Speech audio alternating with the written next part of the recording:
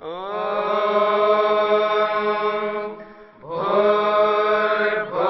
स्वः तत्सवितुर्वरेण्यं भर्गो देवस्य धीमहि धियो यो नः प्रचोदयात्।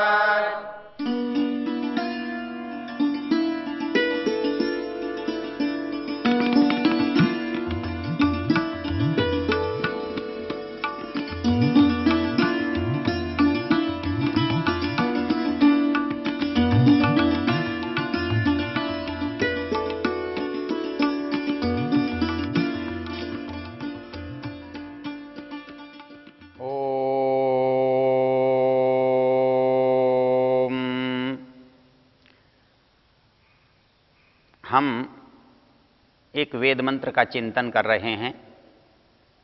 यजुर्वेद का मंत्र है येषाम अध्येति प्रवसन येषु सौमनसो बहु गृहान उपभयामहे तेनो जानन्तु जानता। हमारा जो चिंतन का आधार है, चिंतन का कारण है कि वेद हमको कैसे सुखी बनाने का यत्न कर रहा है। क्योंकि हम सोचते हैं कि वेद के अध्ययन से, चिंतन से, मनन से, उस पर आचरण करने से मनुष्य सुखी हो सकता है। इसलिए क्योंकि सुख प्रत्येक प्राणी चाहता है, सुख प्रत्येक मनुष्य चाहता है, इसलिए यदि वेद की बात हम देखते हैं तो वेद सुख की बात कर रहा है कि एक मनुष्य कैसे सुखी हो सकता है। तब हमको एक रहस्य समझ में आता है कि हम यदि सुख चाहते हैं तो हम सबसे अधिक सुखी अपने घर में रहना चाहते हैं, अपने घर में दिखना चाहते हैं। वेद कहता है आप अपने घर को सुख का केंद्र कैसे बना सकते हैं। कहता है कि घर को आप ऐसा बनाइए कि आप घर से जब बाहर हों तो उस घर के बाहर जाने पर आपको घर की याद सताती है। एक छोटा बालक है, जब उसे हम पहली बार घर से बाहर ले जाते हैं तो वो कहता है मुझे घर की याद आ रही है। हमारे गुरुकुलों में जब किसी विद्यार्थी को गुरुकुल में माता पिता प्रविष्ट कराते हैं और प्रविष्ट करा के वो जाते हैं तो बच्चा रोने लगता है। वो कहता है मुझे माँ की याद आ रही है, उसे अपने पिता की याद आ रही है। वो चले जाते हैं, उसके रोने का कारण गुरुजन पूछते हैं तो वो कहता है मुझे घर की याद आ रही है। उसे घर की याद इसलिए आ रही है कि घर का जो वातावरण, घर की जो सुविधाएं हैं वो उसे बाहर नहीं मिल रही हैं। तो वो कहता है कि आप अपने घर को इस तरह से बनाते हैं, और बनाते नहीं, बनता भी है। सामान्य रूप से मनुष्य उसे ही घर कहता है जहां जाकर वो निश्चिंत हो जाता है। इस घर में बहुत बड़ी महल की कल्पना नहीं है, बड़े कमरों की कल्पना नहीं है, बहुत अच्छे वाहन साधनों की बात नहीं है। एक झोपड़ी नुमा घर है, उसमें भले ही पुरानी टूटी खाट है, बिस्तर के नाम पर फटे कपड़े हैं, लेकिन एक मजदूर भी दिन में काम करके जब वो कहता है कहाँ जा रहे हो तो कहता है घर जा रहा। घर वो स्थिति है जहां जाकर आदमी विश्राम करता है, निश्चिंत रहता है, वो किसी से भयभीत नहीं होता है, सुरक्षित अनुभव करता है, अपने को सुखी समझता है। वहां जाने के बाद उसे और कहीं जाने की इच्छा नहीं रहती। हम यदि किसी होटल में रहते हैं तो बहुत नौकर होंगे, बहुत सुविधाएं होंगी, बहुत सफाई होगी, बहुत तरह का भोजन होगा, लेकिन इस सब के बाद हम वहां सुखी और निश्चिंतता का अनुभव नहीं कर सकते। हम वहां स्वतंत्रता से नहीं जी सकते, हम जैसा चाहें वैसा नहीं रह सकते। घर वो जगह है जहां हम जैसा चाहते हैं वैसा रहते हैं, वैसा रह सकते हैं। इसलिए यहां कहा कि घर को घर बनाने के लिए पहली योग्यता ये है कि येषाम अध्येति प्रवसन, जब मुझे घर से बाहर जाना पड़े बाहर रहने की मुझे आवश्यकता या विवशता पड़े तो वहाँ मुझे उसका स्मरण आना चाहिए। तो स्मरण आने के क्या कारण हो सकते हैं? साधन तो घर के मुकाबले में बाहर बहुत अच्छे मिल सकते हैं, तो कौन सी चीज़ है जो बाहर नहीं मिल सकती? तो वो कहता है कि घर तो वास्तव में घर तब होता है जब वो होता है येषु सौ मनसो बहु। ये शब्द बड़ा मार्मिक है और इसका अर्थ बहुत व्यापक है। सौ मनसो बहु मतलब जिसमें सौमनस्य हो।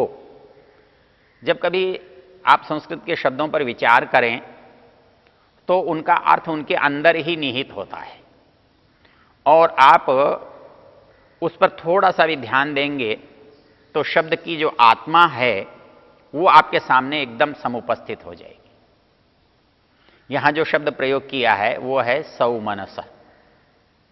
अब इसके मूल में यदि आप जाएंगे, ये शब्द यहां तक कैसे पहुंचा इसको देखेंगे तो आप इसके अंदर पाएंगे कि ये सौमनस्य शब्द है, और सौमनस्य भी अपने आप में मूल शब्द नहीं है, वहां सुमन शब्द है, और सुमन भी अकेला शब्द नहीं है। सुमन में भी दो शब्द हैं, एक सु है एक मन है।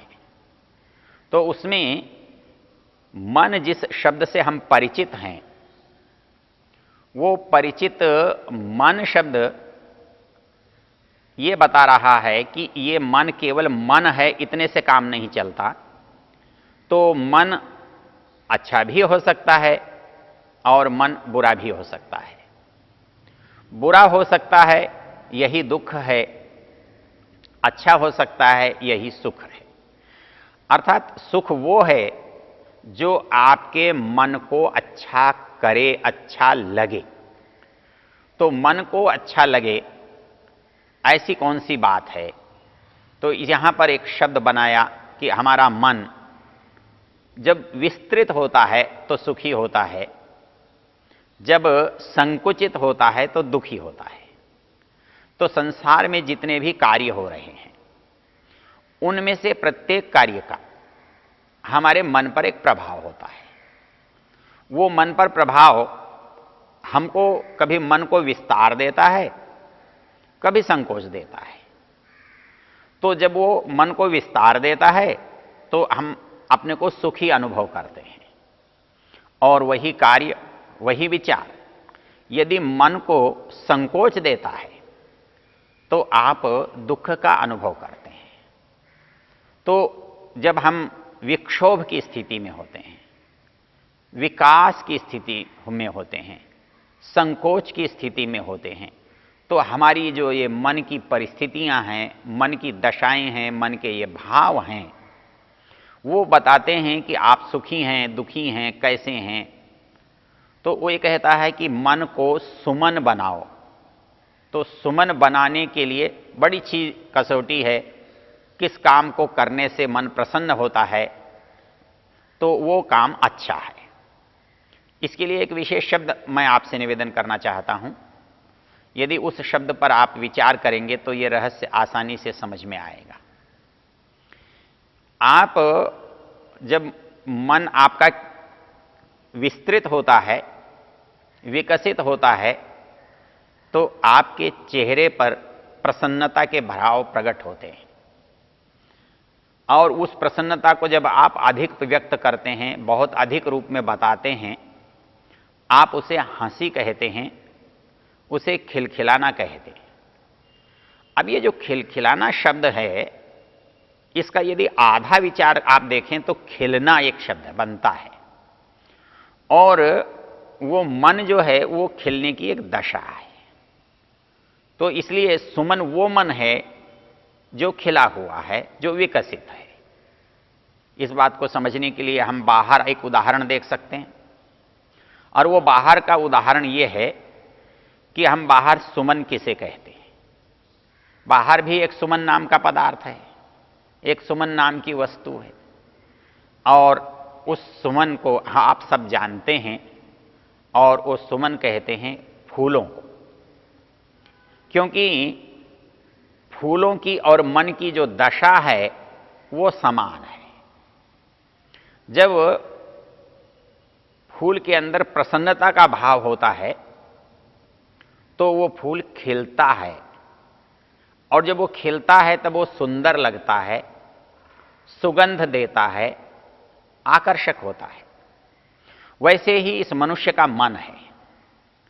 ये मन जब आपको खिला हुआ लगे, सुंदर लगे, प्रसन्न लगे, विकसित लगे, समझना चाहिए कि वो काम ठीक है, सुख देने वाला है, अच्छा है।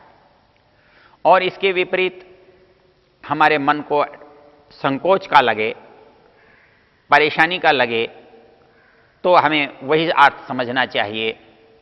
जब फूल कोई मुरझा जाता है, खिलता नहीं है, तो जैसे वो सुंदर नहीं होता है, वैसे ही हमारा मन संकुचित होकर सुंदर नहीं होता है, वो खिलखिलाता हुआ नहीं होता है, वो सुख देने वाला भी नहीं होता है। तो हमारे यहाँ एक शब्द बना सुमन, और उसका जो भाव है, जो हमारे ऊपर उसका जो प्रभाव है, उस प्रभाव को जिस शब्द से हम व्यक्त करते हैं वो है सौमनस्य। अर्थात घर में जो व्यवहार हम एक दूसरे के साथ करते हैं या कर रहे हैं, उसका परिणाम यदि दूसरे के मन पर प्रसन्नता देने वाला है तो वो व्यवहार अच्छा है, और यदि दूसरे के मन पर खिन्नता देने वाला है, दुख देने वाला है, तो वो व्यवहार अनुचित है, गलत है। तो इसलिए शास्त्र कह रहा है कि आपके घर के लोगों का जो परस्पर का व्यवहार है वो सौमनस्य वाला होना चाहिए। अब इसमें एक विशेष बात है ध्यान देने की। वो सौमनस्य वाला व्यवहार जिसके मन में खिन्नता हो रही है उसका नहीं होता, वो तो उससे प्रभावित हो रहा है किसी दूसरे के कार्य से। तो चिंता इसमें किसे करनी है? चिंता इसमें दूसरे को करनी है, और दूसरे को यह चिंता करनी है कि उसके व्यवहार से, उसके कार्य से मेरे पास में रहने वाला व्यक्ति है, जो उसके निकट रहने वाला व्यक्ति है, उस व्यक्ति के मन पर बुरा प्रभाव तो नहीं पड़ रहा है, अनुचित प्रभाव तो नहीं पड़ रहा है। तो इस दृष्टि से जब आप विचार करेंगे तो सौमनस्य होना चाहिए। इस एक शब्द में ये एक निहितार्थ है, एक छिपी हुई बात है, और वो छिपी हुई बात ये है कि मैं परिवार में, मैं अपने घर में, मैं अपने संबंध के लोगों में कैसा व्यवहार करूं। अर्थात मैं जो व्यवहार करूं, जो मैं वाणी बोलूं, जो कार्य मैं करूं, तो मुझे एक बात निश्चित रूप से पता होनी चाहिए, उस परिणाम से मुझे अवगत होना चाहिए। वो परिणाम क्या, मैं जो कह रहा हूं, मैं जो कर रहा हूं, उससे दूसरा व्यक्ति प्रसन्न होगा, सुखी होगा, उसका मन सुमन होगा। यदि वो सुमन होगा तभी तो वहां सौमनस्य बनेगा, वहां विकास होगा, वहां खिलना होगा, वहां खिलखिलाना होगा। और यदि आपने बिना सोचे किया है, बिना सोचे बोला है, तो हो सकता है दूसरे का मन खिन्न हो जाए, दूसरे का मन संकुचित होकर मुरझा जाए। तो ऐसी स्थिति में सौमनस्य कैसे बनेगा? वेद मंत्र कह रहा है कि हम में से प्रत्येक का जो व्यवहार है वो एक दूसरे के साथ ऐसा होना चाहिए जो एक दूसरे के मन को विकसित करने वाला हो। इसमें जितने घर के सदस्य हैं उसमें प्रत्येक को यह विचार करने की आवश्यकता है कि मेरे आचरण से, मेरे व्यवहार से, मेरे कार्यों से किसी के मन को कष्ट पहुंचेगा, दुख पहुंचेगा, किसी को पीड़ा पहुंचेगी, तो मैं बहुत सहज ये हो सकता है कि ऐसे काम न करूं जिससे मेरे अपने व्यक्ति कहने वाले को, मेरे स्वजन को, मेरे संबंधियों को, मेरे मित्रों को मैं कष्ट न दूं। और जिस दिन ऐसा होगा उस दिन ये शब्द सार्थक बनेगा, सौ मनसो बहु। और यहां एक शब्द और है, कहते हैं बहु, कभी कभी नहीं, थोड़ा नहीं, थोड़ी देर के लिए नहीं, अर्थात जब आप रहें, जहां आप रहें, जितनी देर उस घर में रहें, आपके अंदर सौमनस्य का भाव बना ही रहे, बना ही रहे। अर्थात आप दूसरे के लिए सोचते रहें, दूसरा आपके लिए सोचता रहे। जब घर का हर सदस्य अपने से दूसरे के लिए सोचेगा और दूसरा दूसरे के लिए सोचेगा, तो फिर उस समय में दुख का, कष्ट का, संकोच का, मलिनता का कोई भाव हमारे घर परिवार में देखने को नहीं मिलेगा। तो इसलिए हमारे यहाँ यदि हम सुखी रहना चाहते हैं तो एक विचारधारा को बदलना पड़ेगा, एक विचारधारा के प्रति सावधान होना पड़ेगा।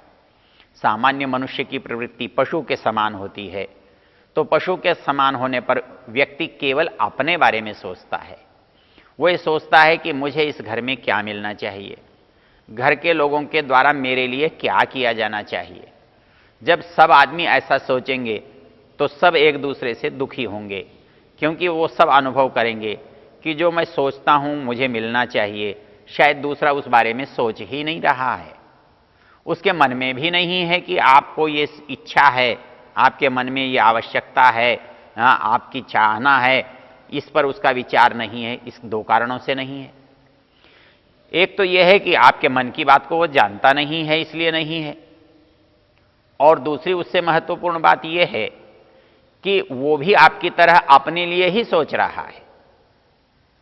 वो भी ये सोचता है कि इस घर में मैं एक सदस्य हूं, मैं वरिष्ठ हूं, मैं कनिष्ठ हूं, मैं छोटा हूं, मैं बड़ा हूं। तो ऐसी स्थिति को जब मैं देखता हूं तो वो भी अपने बारे में ही सोचता होता है, तो वो आपके बारे में कैसे सोचेगा। और यदि घर का हर सदस्य अपने अपने ही विषय में सोचेगा तो घर के विषय में, तो क्योंकि घर तो एक समूह का नाम है, एक सामूहिक इकाई का नाम है, और वो इकाई जिसमें सभी लोग हैं, तो उसके चिंतन की, उसके विचार की, उसके बारे में सोचने का तो प्रसंग ही नहीं बना, क्योंकि सबकी अपनी अपनी सीमाएं हैं, छोटी छोटी सीमाएं हैं। वो सब अपने बारे में सोच रहे हैं, अपने तक सोच रहे हैं। तो सभी अपने तक सोचेंगे तो उसमें से घर, उसमें से परिवार, उसमें से हम निकल जाएगा, समाप्त हो जाएगा, खो जाएगा। लेकिन यदि इसके विपरीत अपने को छोड़कर हम यदि सबके बारे में सोचेंगे और इसी तरह से सब लोग अपने को छोड़कर सबके बारे में सोचेंगे, तो निश्चित ऐसा हो सकता है कि मेरी कोई भी बात अनसुनी न रहे, मेरा कोई भी विचार लोगों को पता न हो, ऐसा न हो। मेरा कोई दुख, मेरी कोई असुविधा, मेरा कोई कष्ट किसी को मालूम न हो। एक को नहीं मालूम होगा, दूसरे को होगा, दूसरे को नहीं होगा तो तीसरे को होगा, क्योंकि मेरे बारे में सोचने वाले सारे हैं। इसलिए मुझे सोचने की आवश्यकता ही नहीं पड़ेगी। और जिस क्षण मैं अपने लिए सोचूंगा तो मेरे लिए दूसरा कोई भी नहीं सोचेगा। तो इसलिए घर को घर रखने के लिए वेद कहता है एषु सौ मनसो बहु, अर्थात इसमें इतना सौमनस्य है कि हर व्यक्ति दूसरे के लिए सोचता है और सब मिलकर के सबके लिए सोचते हैं। यह एक बहुत बड़ा उपदेश है।